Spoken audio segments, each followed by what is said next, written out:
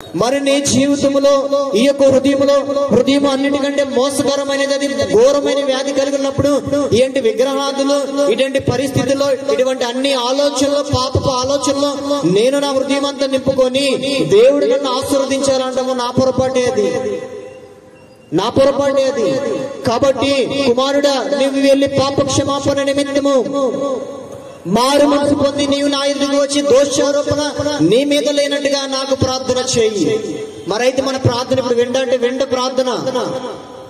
నీకు పాప క్షమాపణ నిమిత్తము మారు మనసు లేని నీ ప్రార్థన దేవుడు ఎలా వింటాడు అంటే, దేవుడు వినడు. నీవు ఆయన బిడ్డవి కాలేవు కాబట్టి నీ ప్రార్థన వినలేడు. అయితే ప్రభువా, నేను ఇప్పుడు ఇమిడియట్లీ నేనేం చేయాలి? ఇమిడియట్లీ నీవు నీ కుటుంబము రక్షించబడాలంటే రక్షణలోకి రావాలి. హల్లెలూయా. ఆ రక్షణ అయినటువంటి యేసుక్రీస్తు ప్రభువారి దగ్గరికి నీవు వచ్చావు కాబట్టి యేసుక్రీస్తు నిజమైన దేవుడు నమ్మి ఆయన యొక్క సన్నిధిలో తండ్రి, కుమార, పరిశుద్ధాత్మ నామములో బాప్తిసము తీసుకోవాలి.